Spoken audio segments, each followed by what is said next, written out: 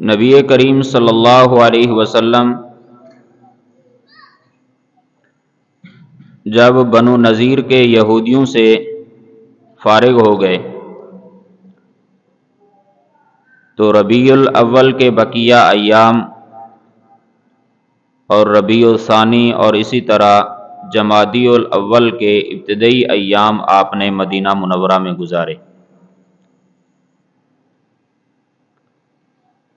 جمادی الاول کے آخر کے اندر آپ کو معلوم ہوا کہ نجد کے علاقے کے قبیلہ غطفان کی دو شاخوں میں سے بنی محارب اور بنی سالبہ مسلمانوں کے اوپر حملہ کرنے کی تیاری کر رہے ہیں۔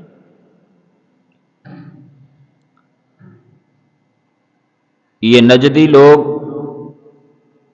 ابتدا سے تو مسلمانوں کے ساتھ غداری کر ہی رہے تھے، جس کا اظہار بیر معونہ کے واقعے سے ہوا، کیونکہ ان صحابہ کرام کو لے جانے والے بھی نجد کے لوگ تھے۔ ایک غداری کا اظہار تو اس طریقے سے ہو چکا تھا، پھر دوبارہ اللہ کے نبی صلی اللہ علیہ وسلم کو علم ہوا کہ یہ دوبارہ اکٹھے ہو رہے ہیں اور مدینہ منورہ پر حملہ کرنے کا ارادہ رکھتے ہیں۔ تو نبی کریم صلی اللہ علیہ وسلم نے 400 صحابہ کرام کے ساتھ، اور ایک روایت میں 700 کا تذکرہ ہے اور تیسری روایت میں 800 کا تذکرہ ہے، آپ صحابہ کرام رضوان اللہ علیہم اجمعین کی ان مقدس ہستیوں کو لے کر نجد کی طرف روانہ ہوئے، جس کے نتیجے میں یہ غزوہ ذات الرقاع کا پیش آیا۔ اس غزوہ کو غزوہ ذات الرقاع اس وجہ سے کہا جاتا ہے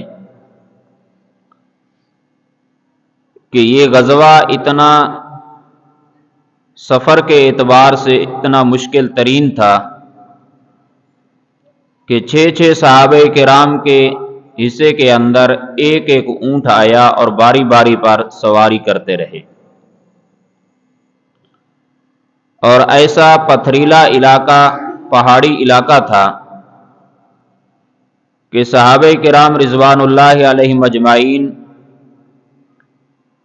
اتنے چلے کہ پہاڑوں کے پتھر ان کی نوکیں لگتی رہی، یہاں تک کہ صحابہ فرماتے ہیں کہ ہمارے پاؤں پھٹ گئے،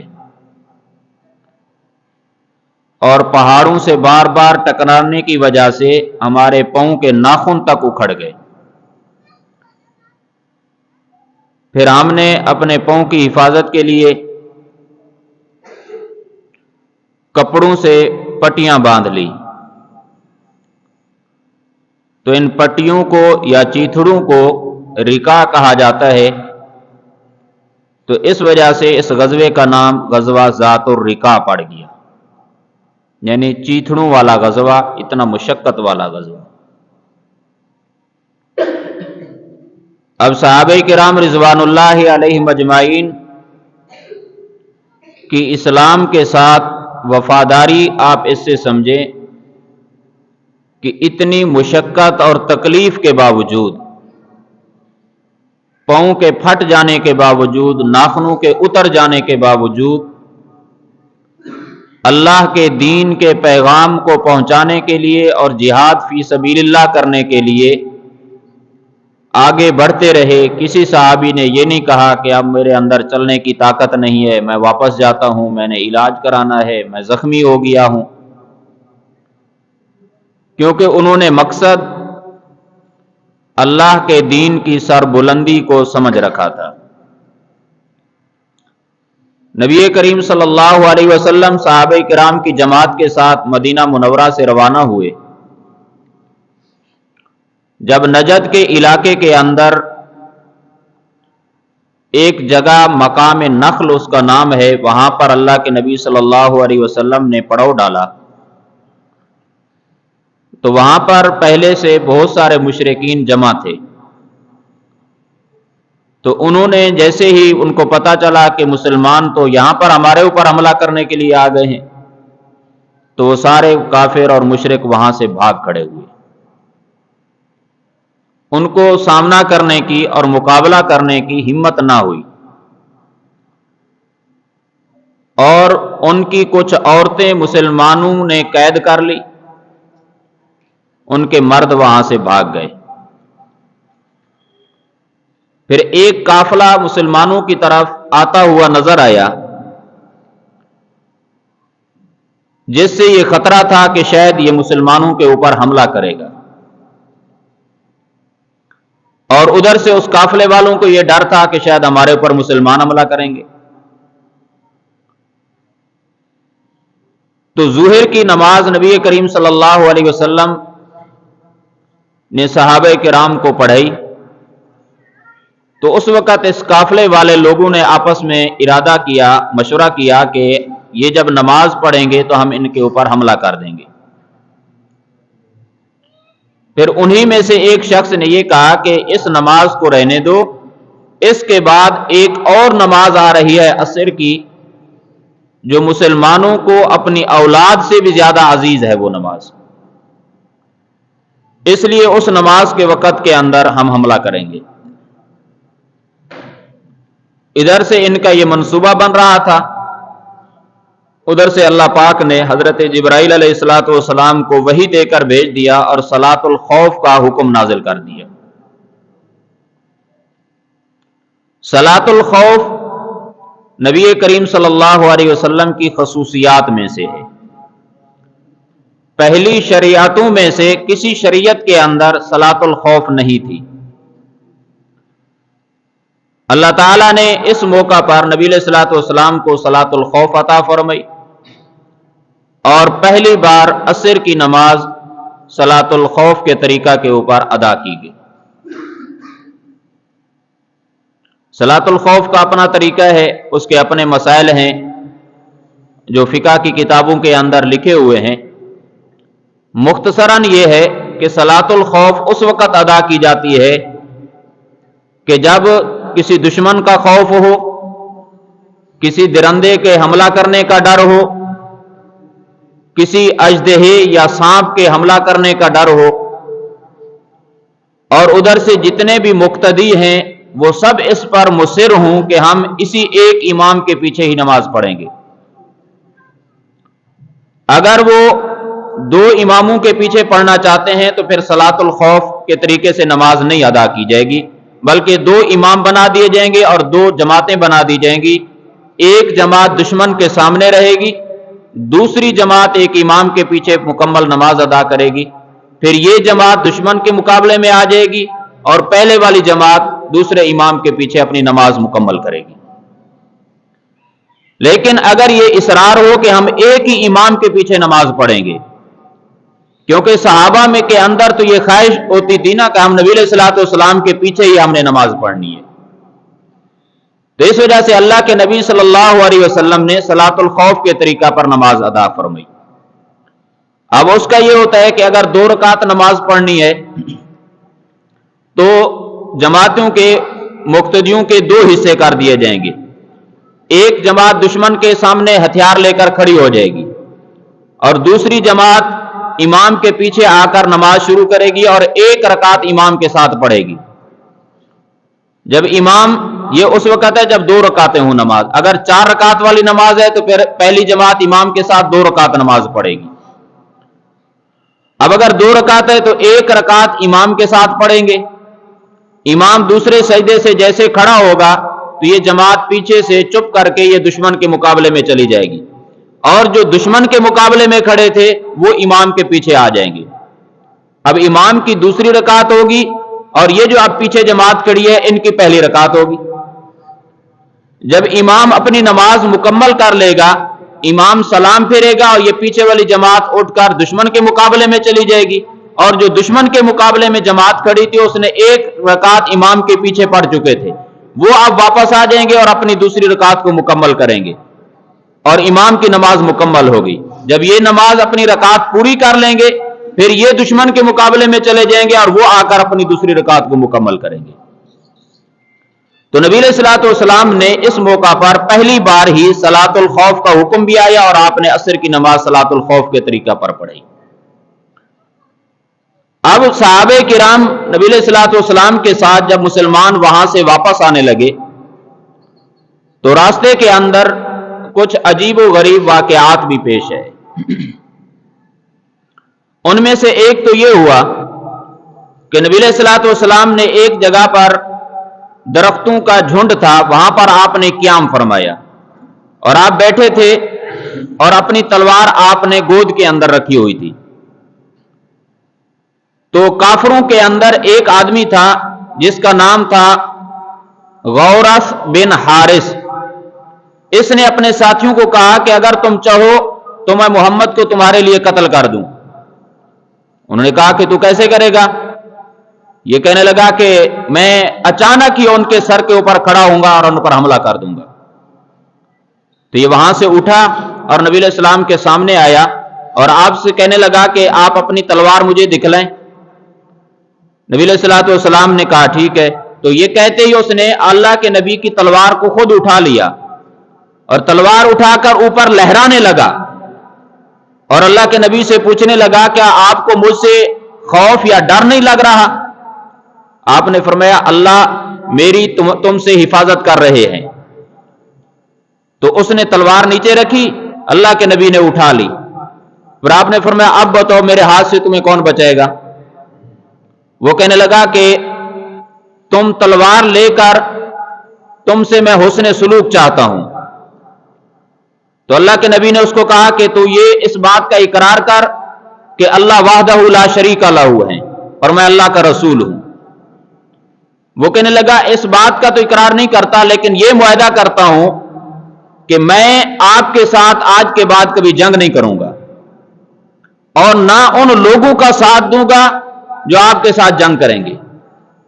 نبی علیہ الصلوۃ والسلام نے اس کو کہا جا تو چلا جا. وہاں سے وہ چلا گیا، اپنی قوم کے پاس جا کر کہنے لگا کہ آج میں اس شخص سے آ رہا ہوں، اس شخص کے پاس سے جو تم میں سے سب سے بہترین شخص ہے.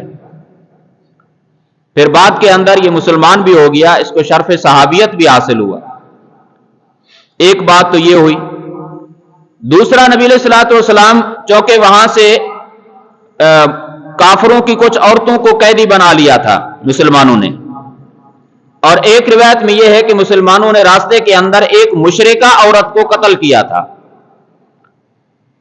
تو بہرحال اس مشرکہ عورت کا جو شوہر تھا وہ یا جو مسلمان عورتوں جن عورتوں کو مسلمانوں نے قیدی بنایا تھا ان عورتوں میں سے کسی عورت کا جو شوہر تھا اس نے قسم اٹھا لی کہ جب تک میں مسلمانوں کے نبی کو یا کسی صحابی کو زخم نہیں پہنچاؤں گا، اس پر حملہ نہیں کروں گا، میں چین سے نہیں بیٹھوں گا. وہ مسلمانوں کا مسلسل پیچھا کر رہا تھا.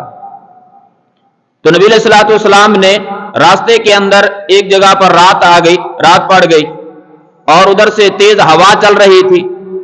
تو نبی علیہ الصلوۃ والسلام نے اپنے صحابہ کو کہا کہ آج رات کون ہماری پہرہ داری کرے گا؟ تو انصار میں سے حضرت عباد بن بشر اور مہاجرین میں سے حضرت عمار بن یاسر رضی اللہ عنہما، یہ دو حضرات تیار ہو گئے پہرے داری کے لیے.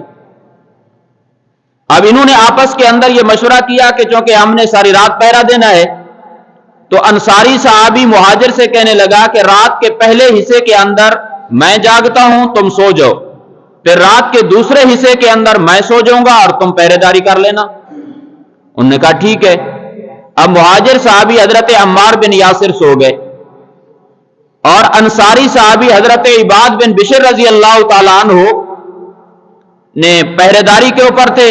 تو انہوں نے سوچا وقت کیا ضائع کرنا ہے تو کیوں نہ ہو کہ نماز ہی پڑھ لوں. تو انہوں نے نماز شروع کی اور نماز کے اندر سورۃ کہف کی تلاوت شروع کر دی. ادھر سے وہ آدمی جو مسلمانوں کا مسلسل پیچھا کر رہا تھا مشرکین کا، اس نے دیکھا کہ مسلمانوں میں سے ایک ہی کھڑا ہوا ہے اور باقی سوئے ہوئے ہیں. اس نے اندازہ یہی لگایا کہ یہ پہرے دار ہے. تو اس نے پہلا تیر مارا جو آ کر اس انصاری صحابی کو لگا، اور انہوں نے نماز کو نہیں توڑا، کوئی واویلا نہیں کیا، اس تیر کو کھینچ کر پھینک دیا اور نماز پڑھتے رہے۔ دوسرا تیر اس نے مارا، وہ آ کر لگا، پھر انہوں نے وہ بھی کھینچ دیا اور نماز پڑھتے رہے۔ پھر تیسرا تیر مارا اور وہ آ کر لگا، انہوں نے وہ کھینچ دیا اور نماز مختصر کی، سلام پھیرا اور حضرت عمار بن یاسر کو اٹھایا کہ میں تو زخمی ہو گیا۔ تو حضرت عمار بن یاسر جیسے اٹھے تو یہ صحابی زخمی، اور کہا کہ اللہ کے بندے مجھے پہلے کیوں نہیں جگا دیا؟ انہوں نے کہا کہ میں نے ایک سورت شروع کر رکھی تھی، میرا دل یہ گوارا نہیں کرتا تھا کہ یہ سورت مکمل ہونے سے پہلے میں نماز مختصر کر لوں۔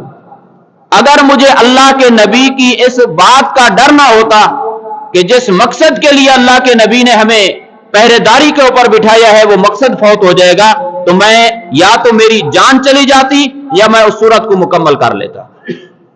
اب دیکھیں اس صحابی کے جذبے کو دیکھیں، اس کو اپنی جان کی پرواہ نہیں ہے کہ مجھے تیر لگ رہے ہیں، میری جان چلی جائے گی، میں زخمی ہو جاؤں گا، میں شہید ہو جاؤں گا۔ انہوں نے نماز کو مختصر کیا ہے تو مقصد اللہ کے نبی کی عظمت اور اللہ کے نبی کی بات کا خیال ہے کہ نبی علیہ الصلوۃ والسلام نے جس مقصد کے لیے ہمیں یہاں پر بٹھلایا تھا وہ مقصد کہیں فوت نہ ہو جائے۔ اب جیسے ہی دوسرے صحابی اٹھے تو اس دشمن نے جیسے دیکھا کہ ایک اور مسلمان بیدار ہو گیا تو اس نے یہی سمجھا کہ کہیں ایسا نہ ہو کہ اور مسلمان سارے بیدار ہوں اور میرے اوپر حملہ کریں، وہ وہاں سے بھاگ گیا۔ اور اسی طرح اس سفر کی واپسی کے اندر یہ واقعہ بھی پیش آیا کہ ایک جگہ سے ایک پرندے کے بچوں کو کسی صحابی نے، کسی مسلمان نے اٹھا لیا۔ اب نبی علیہ الصلوۃ والسلام بیٹھے تھے، صحابہ بھی بیٹھے تھے، اور جس صحابی کے پاس اس پرندے کے بچے تھے تو اس پرندے بچے کی ماں اڑتی ہوئی آ کر اس کے سامنے آ کر بیٹھ گئی۔ تو صحابہ کو تعجب ہوا، حیرانگی ہوئی۔ تو اللہ کے نبی صلی اللہ علیہ وسلم نے فرمایا تمہیں اس کے اوپر تعجب ہو رہا ہے؟ یہ ماں اپنے بچے کی محبت کے اندر تمہارے سامنے آ کر بیٹھ گئی ہے، اب اس کو اپنی اس چیز کی پرواہ نہیں ہے کہ مجھے بھی گرفتار کر لیں گے، مجھے بھی پکڑ لیں گے، اپنے بچوں کی محبت کے اندر آئی ہے۔ فرمایا اللہ اپنے بندوں سے اس سے بھی زیادہ محبت کرتے ہیں۔ پھر انہوں نے ان کے بچوں کو رہا کر دیا۔ اور اسی طرح اس غزوے میں یہ بھی واقعہ پیش آیا کہ ایک جگہ ایک اونٹ نبی علیہ الصلوۃ والسلام کے سامنے آیا اور وہ آپ کے قریب آ کر بلبلا رہا تھا، اپنی آواز کے اندر، اپنے انداز کے اندر آپ سے باتیں کر رہا تھا۔ تو نبی علیہ الصلوۃ والسلام نے صحابہ سے پوچھا تمہیں پتہ ہے یہ کیا کہہ رہا ہے؟ یہ اپنے مالک سے میری پناہ چاہتا ہے اور اس کا مالک اس کو ذبح کر کے اس کا گوشت کھانا چاہتا ہے۔ نبی علیہ الصلوۃ والسلام نے حضرت جابر سے کہا رضی اللہ تعالیٰ عنہ، فرمایا کہ جو اس کے مالک کو میرے پاس بلا کر لو۔ تو حضرت جابر نے کہا کہ یا رسول اللہ میں نے تو اس کو مالک کو دیکھا ہی نہیں ہے، میں نے تو اس کے مالک کو پہچانتا نہیں۔ آپ نے فرمایا کہ اس اونٹ کے ساتھ چلا جا اور یہ تجھے اپنے مالک کے پاس لے جائے گا۔ اب حضرت جابر رضی اللہ تعالیٰ عنہ اس اونٹ کے ساتھ چلے اور وہ اونٹ اپنے مالک کے پاس جا کر رک گیا۔ تو حضرت جابر رضی اللہ تعالیٰ عنہ اس کے مالک کو بلا کر لے اور نبی علیہ الصلوۃ والسلام نے اس اونٹ کے متعلق اس سے بات کی۔ اور اسی طرح ایک انصاری صحابی کا باغ کے اندر ایک مرتبہ نبی علیہ الصلوۃ والسلام، یہ واقعہ اس غزوے کے متعلق نہیں ہے چونکہ اونٹ کی بات ہے تو اس کے ساتھ اس کا تعلق ہے۔ انصاری صحابی کے باغ کے اندر نبی علیہ الصلوۃ والسلام گئے تو وہاں پر ایک اونٹ نے جب اللہ کے نبی کو دیکھا تو رونے لگا، اس کی آنکھوں سے آنسو آ گئے۔ اللہ کے نبی صلی اللہ علیہ وسلم اس کے پاس گئے اور اس کے اوپر آپ نے شفقت اور محبت سے ہاتھ پھیرا، تب جا کر اس کے آنسو رکے۔ اور نبی علیہ الصلوۃ والسلام نے اس انصاری صحابی کو بلایا اور بلا کر فرمایا کہ یہ اونٹ تیری شکایت کر رہا ہے، تو اس سے کام زیادہ لیتا ہے، اس کو چارہ کم کھلاتا ہے۔ اور آپ نے فرمایا اتقوا اللہ فی ہذہ البہائم المعجمۃ، ان بے زبان جانوروں کے بارے کے اندر اللہ سے ڈرا کرو۔ اس لیے کہ یہ بے زبان ان کو اس وجہ سے کہا گیا کہ اپنی ضرورت تمہارے سامنے بیان نہیں کر سکتے، یہ نہیں بتلا سکتے کہ مجھے اب پیاس لگی ہے، اب مجھے بھوک لگی ہے، یہ چارہ میرے لیے کافی ہے یا ناکافی ہے۔ فرمایا جو آدمی جانوروں کو پالتا ہے وہ ان جانوروں کے بارے کے اندر اللہ سے ڈرے، ان کی سردی گرمی کا، ان کے چارے کا، ان کے پانی کا، इन सारी चीजों की ख्याल रखना उसकी जिम्मेदारी बन जाया करती है। और एक रिवायत के अंदर आता है कि सहाबे किराम फरमाते हैं, हम बैठे थे, अल्लाह के नबी सल्लल्लाहु अलैहि वसल्लम भी हमारे साथ बैठे थे। इतने के अंदर एक ऊंट आया और आकर अल्लाह के नबी के पहलू के अंदर खड़ा हो गया और अपना मुंह उसने अल्लाह के नबी के कान के करीब करके कुछ कहने लगा। उसके बाद अल्लाह के नबी ने उस ऊंट से कहा कि तू चुप हो जा, अगर तू सच्चा है तो तुझे तेरी सच्चाई का बदला मिल जाएगा, और फरमाया अगर तू झूठा है तो तेरा झूठ भी तेरे सामने आ जाएगा। और आपने फरमाया कि अब तू अमन के अंदर आ चुका है, जो हमारी पनाह के अंदर आ जाता है वो फिर महरूम नहीं हुआ करता। इतनी ही देर के अंदर उस ऊंट के मालिक भी आ गए और वो आकर कहने लगे, अल्लाह के रसूल, ये ऊंट हमारा है जो 3 दिन से गायब है, 3 दिन से हम इसको तलाश कर रहे हैं और आज हमने आपके पास इसको पाया है। नबी अलैहिस्सलातु वस्सलाम ने फरमाया कि ये ऊंट तुम्हारी शिकायत कर रहा है और मेरे सामने तुम्हारी फरियाद लेकर आया हुआ है। उन्होंने कहा कि इसने क्या फरियाद की है? नबी अलैहिस्सलाम ने फरमाया कि ये ऊंट कहता है कि जब मैं बच्चा था ये मुझसे काम लेते थे, वजन लाते थे, सर्दी में ले जाते मैं जाता था, गर्मी में ले जाते मैं इनके साथ जाता था। जैसे मैं बड़ा हुआ इन्होंने नस्ल कशी वाला काम लिया और इनको अल्लाह पाक ने मजबूत ताकतवर ऊंट उसके नतीजे के अंदर अता फरमाए। अब फिर मुझसे काम खेती बाड़ी का काम भी लिया। अब जब मैं बूढ़ा हो गया हूं, कमजोर हो गया हूं, मेरा मालिक मुझे ज़िबा करके मेरा गोश्त खाना चाहता है। तो उसके मालिक ने कहा, खुदा की कसम बिल्कुल इसने सच कहा है, हम इसको ज़िबा करना चाहते थे। नबी अलैहिस्सलातु वस्सलाम ने फरमाया कि अच्छा मालिक जो होता है वो अपने अच्छी खिदमत करने वाले खादिम को ऐसा सिला नहीं दिया करता। तो उसके मालिक ने कहा कि हम आपसे वादा करते हैं कि हम इसको परेशान भी नहीं करेंगे और ज़िबा भी नहीं करेंगे। नबी अलैहिस्सलाम ने फरमाया, तुम झूठ बोलते हो। आपने फरमाया कि मैं हमदर्दी और सिला रहमी के एतबार से तुमसे ज्यादा हमदर्द हूं। आपने 100 दिरहम के बदले के अंदर उस ऊंट को खरीदा और खरीद कर आपने उस ऊंट को मुखातब होकर कहा कि ऊंट जहां तेरा दिल चाहे अब चला जा।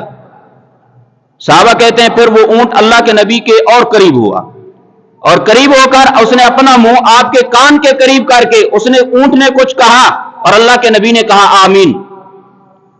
फिर ऊंट ने दोबारा कुछ कहा और अल्लाह के नबी ने कहा आमीन। फिर ऊंट ने तीसरी बार कुछ कहा और अल्लाह के नबी ने कहा आमीन।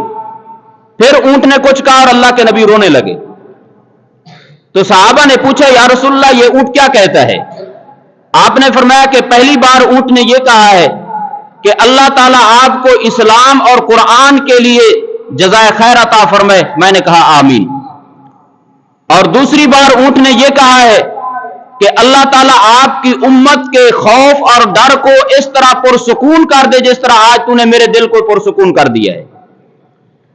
और तीसरी बार ऊंट ने यह कहा है कि अल्लाह ताला आपकी उम्मत के खून को इस तरह महफूज कर दे जिस तरह आज आपने मेरे खून को महफूज कर दिया है। और चौथी बार ऊंट ने यह कहा कि अल्लाह ताला मुसलमानों की कुव्वत को आपस के अंदर ना लड़ाए। तो मैं रोने लग गया, इसलिए कि यह दुआ तो मैंने भी अल्लाह ताला से की थी लेकिन अल्लाह ताला ने कबूल करने से इनकार फरमा दिया था। अब अल्लाह के नबी सल्लल्लाहु अलैहि वसल्लम जो कि रहमतुल लिल आलमीन नबी हैं, आप तमाम आलमीन के लिए रहमत बनकर आए हैं। जिस तरह इंसानों के लिए रहमत, इसी तरह जानवरों के लिए रहमत, इसी तरह चिरंद और पिरंद के लिए रहमत बनकर आए हैं। क्या ही खुश नसीब थे वो लोग जिन्होंने अल्लाह के नबी का जमाना पाया कि जैसे ही उनको किसी किस्म का दुख, किसी किस्म की तकलीफ, किसी किस्म की परेशानी का सामना करना पड़ता था, अल्लाह के नबी फरियाद की जगह मौजूद थी। अल्लाह के नबी के पास जाकर अपनी फरियाद करते। अल्लाह के नबी रहमतुल लिल आलमीन उनकी फरियाद रसी किया करते थे, उनके दुख और दर्द के अंदर शरीक हुआ करते थे। अल्लाह के नबी इंसान तो दूर की बात है, उस परिंदे को देखो, अपने बच्चे को छुड़ाने के लिए उसकी मां आ गई, अपने बच्चे को लेने के लिए अल्लाह के नबी ने सहाबा को कहा, उसको अपना बच्चा मिल गया। ये ऊंट रोने के लिए शिकायत लेकर आए, रोते हुए आए, हंसते हुए वापस जाते हैं। आज उम्मत मुस्लिमा के पास कोई फरियाद की जगह है तो बतलाया जाए। इस्लामाबाद के अंदर आप देखें कितनी मुसलमान खवातीन वहां पर अपने लावारिस बच्चों के लिए बैठी हुई हैं। कोई है उनको अपने बच्चे वापस करने वाला? कोई है आज मुसलमान उम्मत के इस गम को सुनने वाला? आज कितने मुसलमान औरतें کتنے مسلمان بچے، کتنے مسلمان نوجوان رو رہے ہیں، کوئی ان کی فریاد کو سننے کے لیے تیار تک نہیں ہے، کوئی ان کی فریاد رسی کی جگہ تک موجود نہیں ہے۔